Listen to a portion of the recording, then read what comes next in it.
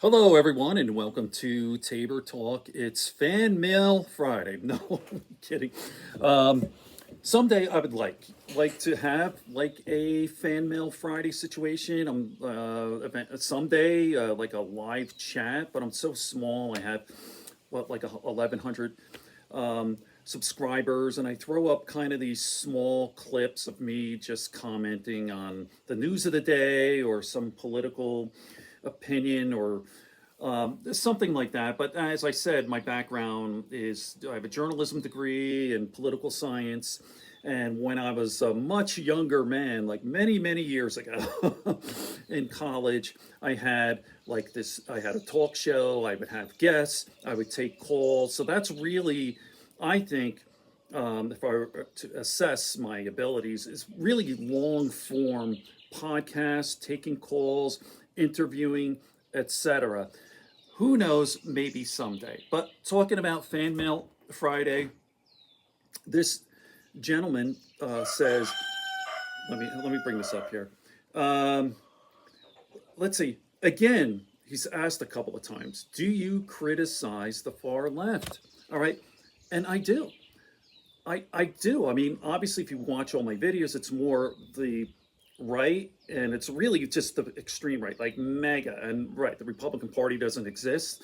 Um, as Bill Maher says, I share the sentiment that yes, the far left is goofy, a lot of issues, a lot of problems. I don't agree with it, but at least they're not dangerous like mega. At least they're not trying to subvert democracy and insert a Christo nationalist dictatorship, totalitarian state. I mean, it's not even close. And I know a lot of you people on the right are liking Bill Maher lately, and I know he's been kind of annoying. His obsession with wokeness and all that, it's and buddying up with a lot of people on the right, like all the right. He has way more right wing guests, you know, and but still, he's definitely a never Trumper. Um, and he basically says the same thing about yes, the left is goofy, but the right is dangerous. January 6th, the rhetoric about inserting Christo nationalistic state, is that the term? I don't know. But that is so dangerous. And the far right, like the Speaker of the House, Megan Mike Johnson, openly, like the church and state, he wants this separation, he wants to get rid of it, which is so unbelievably dangerous, probably more than anything. And I don't know why. I don't get these evangelical assholes. Let's call a spade a spade. These people suck. I think they annoy me, and I think they're just. I don't even really believe. I truly believe that they believe in their faith or something. It's just all about control.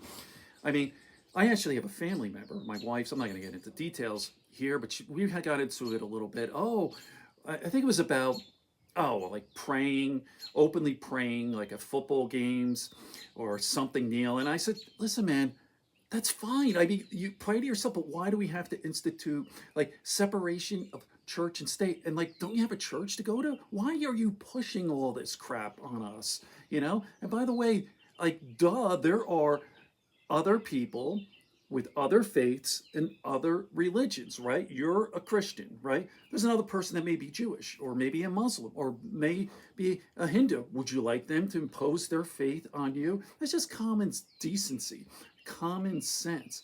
And when you talk about merging in this one fascistic Christo nationalist, that is so damn dangerous. We're talking Al Qaeda. That's the same thing, but with Christianity. And if you, I'm not going to get into this here, but going through the history, the religion has killed, is responsible for more deaths than anything else. Religion, right? By the way, I'm a Christian. I'm a Catholic.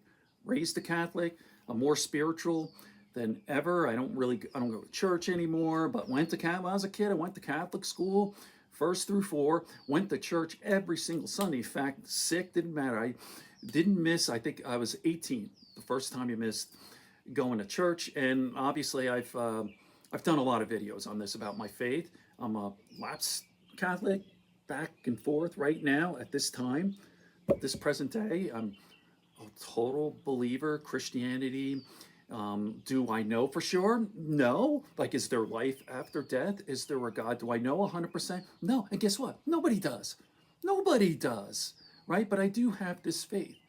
Right? I do have this faith. When I feel that when we die, even though there's no evidence of this, there's no good evidence that there's some sort of afterlife or a heaven or whatever, but I do have a feeling that there is. And the way I think about this thing is, if there isn't, you're not going to know about it anyway. I kind of think, I used to, by the way, this is, oh, you digress. I used to be terrified of death. I was obsessed with all this in my 20s and actually in my teens when I had friends and classmates who died, and I fell into like a kind of a terrible depression. It kind of fucked up my life for a long time. And I was obsessed with what's the point. It was a depression. We're all going to die, all that kind of stuff. But anyway, the way I think of it when it comes to death is either there is something, which I believe. I don't believe there's a hell. I just don't. Or if there's nothing, it's like the way it is before you were born, right? The earth has been around 4 billion. That's 4,000 million. 4 billion in the universe. So, but it's still depressing no matter what, you know. All right, Fan Mail Friday someday. Peace, love, and understanding. And yes, I do criticize the left, like taking kids to drag shows, even though it's blown out of proportion. Does anyone really get hurt by this? Or sharing bathroom? Who are, you know, this, we're people, we're different. You know, come on, just love, peace, love, and understanding. That's what it's all about. And the mega is full of hate. All right, peace, everyone.